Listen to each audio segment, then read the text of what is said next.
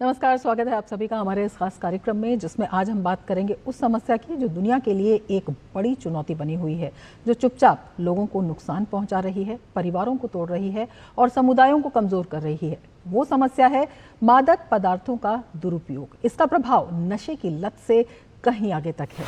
आज अंतर्राष्ट्रीय मादक पदार्थों के सेवन और अवैध तस्करी विरोधी दिवस को मनाया जा रहा है। 26 जून है आज। भारत कैसे इस गंभीर स्वास्थ्य और समाज से जुड़े गंभीर संकट से निपटने के लिए बहुपक्षीय प्रयास कर रहा है, देखिए हमारी ये खास रिपोर्ट। संयुक्त राष्ट्र महासभा द्वारा 1987 में स्थापित ये दिवस मादक पदार्थों के खिलाफ सामूहिक प्रयासों की तत्काल आवश्यकता की वार्षिक याद दिलाता है। वर्ष 2025 की थीम एक समग्र ढांचे की वकालत करती है, जिसमें तथ्य आधारित रोकथाम कार्यक्रम, सुलभ उपचार विकल्प और दीर्घकालिक पुनः प्राप्ति के लिए सहानुभूतिपूर्ण सहयोग शामिल है। ये थीम नशे की तस्करी और संगठित अपराध के बीच के गहरे संबंधों को भी उजागर करती है और ऐसे अवैध नेटवर्क को समाप्त करने के लिए मजबूत अंतर्राष्ट्रीय सहयोग की आवश्यकता पर बल देती है। भारत में सामाजिक न्याय एवं अधिकारिता मंत्रालय द्वारा संचालित नशा मुक्त भारत अभियान को देशव्यापी स्तर पर उल्लेखनीय सफलता मिली है। ये अभियान देश के सभी जिलों में सक्रिय है और नशे के विरुद्ध एक जन आंदोलन का रूप ले रहा है।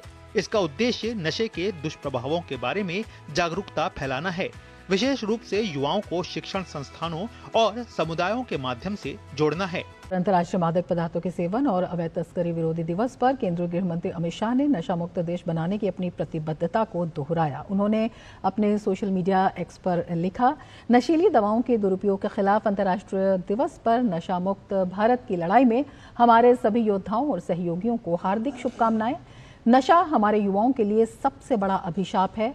मोदी सरकार इस खतरे से निपटने के लिए सभी के साथ मिलकर काम कर रही है और नशे की लत में फंसे युवाओं को सहानुभूति के साथ सामान्य जीवन में वापस ला रही है। ये दिन नशीली दवाओं के दुरुपयोग के खतरे के खिलाफ हमारे संकल्प को और मजबूत करेगा।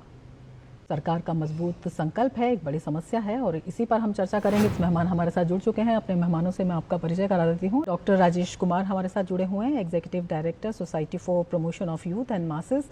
राजेश जी, सबसे पहले आपसे समझना चाहेंगे, ये जो समस्या है केवल देश ही नहीं दुनिया के लिए एक बहुत बड़ी समस्या है और तमाम जो कदम है वो उठाए जा रहे हैं, बावजूद इसके अभी भी इसका चिंताजनक बने रहना, क्या वजह है इसकी? इस पे जितना काम होना चाहिए वो हो नहीं रहा है। कुछ स्टेट्स में बहुत अच्छा काम हुआ है, कुछ स्टेट में ये काम नहीं हुआ है। भारत सरकार ने मिनिस्ट्री ऑफ सोशल जस्टिस और मिनिस्ट्री ऑफ एजुकेशन ने एक बड़ा सा कार्यक्रम शुरू किया जिसका नाम है नवचेतना।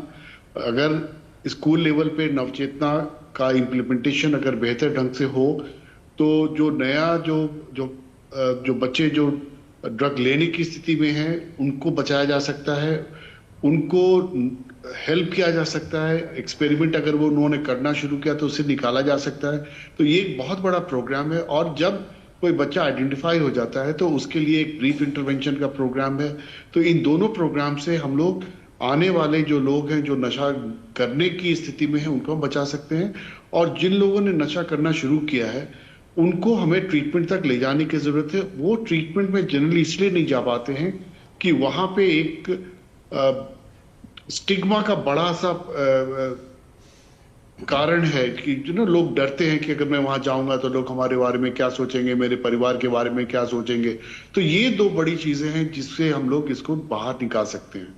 बिल्कुल, इनसे बाहर निकाला जा सकता है। राजेश जी, आपसे समझना चाहेंगे क्योंकि डायरेक्ट आप जो इस तरह के लोग हैं उनसे भी जुड़े हुए हैं, जो पीड़ित हैं, प्रभावित हैं, जो युवा हैं, मासेस से जो है आपका संपर्क रहता है। किस तरह से लोग जो हैं इनकी चपेट में आ जाते हैं? एक बड़ा सिंडिकेट इनके पीछे काम करता है, तो क्या ऐसी वजहें होती हैं और किस तरह से उनसे बचा जा सकता है? देखिए, अभी जो बड़ी समस्या ये है कि ये जो ट्रैफिकर्स हैं, जो पेडलर्स हैं, वो बच्चों को टारगेट कर रहे हैं और बच्चों का मतलब है 10 साल, 11 साल, 12 साल, 13 साल के बच्चे। जब ये टारगेट होते हैं तो उनको लगता है कि ये लंबे समय तक हमारा क्लाइंट रहेगा और हमारे लिए वो सारा काम करने के लिए तैयार हो जाएगा जो जनरली एडल्ट करने से मना करते हैं। और बच्चों के कानून भी अलग हैं, तो उनका टारगेट ऑडियंस है बच्चा। और बच्चों के लिए जो प्रोग्राम भारत सरकार ने अभी लॉन्च किया है और हर स्टेट चाह रहा है कि हम बच्चों के लिए प्रिवेंशन, तो जो ट्रीटमेंट का एक असर है वो जनरली माँ बाप छिपाते हैं, माँ बाप आगे नहीं निकल कर आते हैं और जब तक वो बाहर नहीं निकलेंगे और देखिए, अच्छी बात यह है कि बच्चों की जो डिपेंडेंसी है वो शॉर्टर पीरियड का होता है। शॉर्टर पीरियड का मतलब 6 महीना, साल भर, 1.5 साल का होता है। तो उनको अगर हम initially counselling, therapies and treatment में अगर लेकर आते हैं तो उनका रिहेबिलिटेशन बहुत अच्छा होता है। और हमारी संस्था, हम लोग बच्चों का ट्रीटमेंट सेंटर चला रहे हैं तो हमें मालूम है उसमें सक्सेस रेट बहुत अच्छा होता है। बिल्कुल, युवाओं में भी ये समस्या काफी है, युवाओं में भी काफी बढ़ रही है ये समस्या। कई बार टेंशन की वजह से, कई बार स्टेटस सिंबल की वजह भी एक इस समस्या की जो है कारण बन जाती है। अब जो नया जो एक ड्रग आ रहा है मेथाम्फेटामीन यूजुअली आजकल, जैसे हुक्का बार आपने नाम सुना होगा, हुक्का बार, ऐसे जगहों पे वो क्या करते हैं, वो जो उसका मेथाम्फेटामीन का ड्रॉप्स डालते हैं और बच्चों को पता नहीं है। अधिकतर समय उनको लगता है कि ये तो फन है, चूंकि ये स्टिमुलेंट है तो थोड़ा बहुत उनको लगता है उनको एनर्जी मिल रही है, बट एनर्जी मिल नहीं रहा है। वो धीरे धीरे उनके गिरफ्त में आ रहे हैं और उसके बाद फिर वो भी छिपाता है, जहां वो पढ़ रहे हैं वो भी छिपाते हैं, माँ बाप छिपाते हैं। और जब उसको सर्विस नहीं मिलेगा तो वो फिर उसके पास पैसा नहीं है तो फिर वो नए बच्चों को इन्वॉल्व करता है। तो एक पीयर प्रेशर एक बहुत बड़ा कारण है जिसके कारण एक 8 को बनाता है, 8 28 को बनाता है। तो इसको ब्रेक करने के लिए मैंने कहा, एक तो स्कूल्स एंड कॉलेजेस में लाइफ स्किल बेस्ड प्रोग्राम करने की जरूरत है और दूसरा इसको डीस्टिग्मेटाइज करने की जरूरत है कि फैमिली और लोग ट्रीटमेंट में आए। और एक बार वो ट्रीटमेंट में आते हैं तो ये चेन रोका जा सकता है, चेन तोड़ा जा सकता है।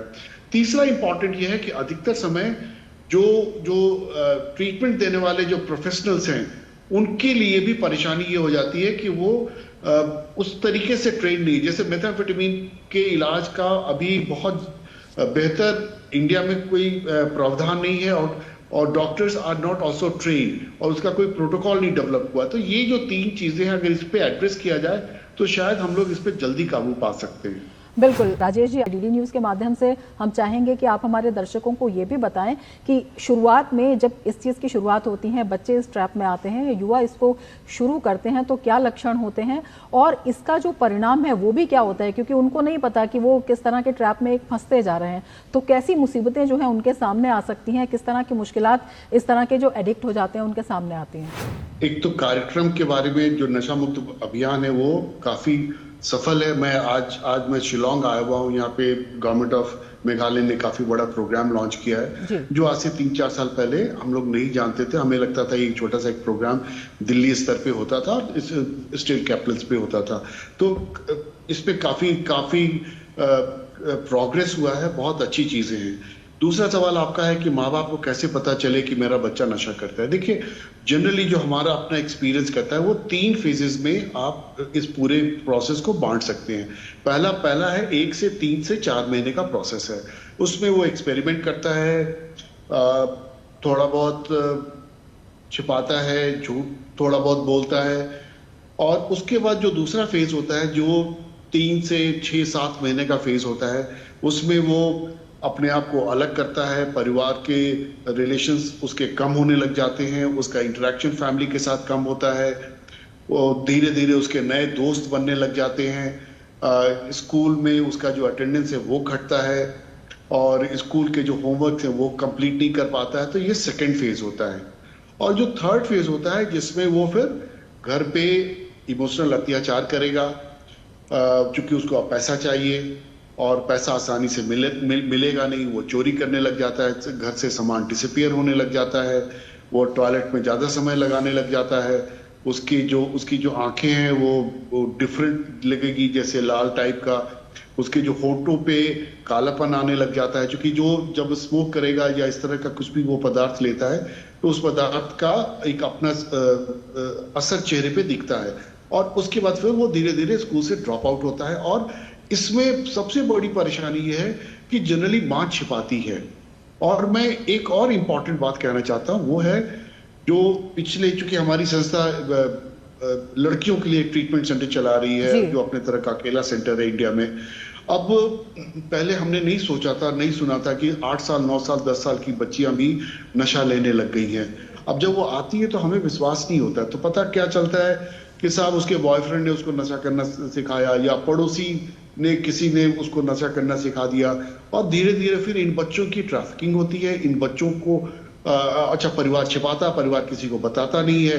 तो मैं एक रिक्वेस्ट करूंगा आपके माध्यम से कि एक कैंपेन जरूर चलाएं कि वो बच्ची अकेली नहीं है, क्योंकि वो हम सबकी बच्ची है, इस देश की बच्ची है। जन जागरूकता और जन भागीदारी जो है इसमें बहुत जरूरी है, और बड़ी जो जिम्मेदारी होती है परिवार की भी हो जाती है कि अगर ऐसे सिम्टम्स दिखाई देते हैं तो उसका कारण तलाशें। राजेश जी, बहुत संक्षेप में आपसे जानना चाहेंगे, पुनर्वास केंद्र हैं उनमें भी काफी काम किया जा रहा है, सरकार इस पर भी फोकस कर रही है, तो जो युवा हैं, जो लोग हैं जिनके बच्चे हैं इस चपेट में फंस गए हैं, वो किस तरह से पुनर्वास केंद्रों की ओर रुख कर सकते हैं और किस तरह से उन्हें दोबारा से जो जिंदगी है सामान्य उसमें वापस लाया जा सकता है?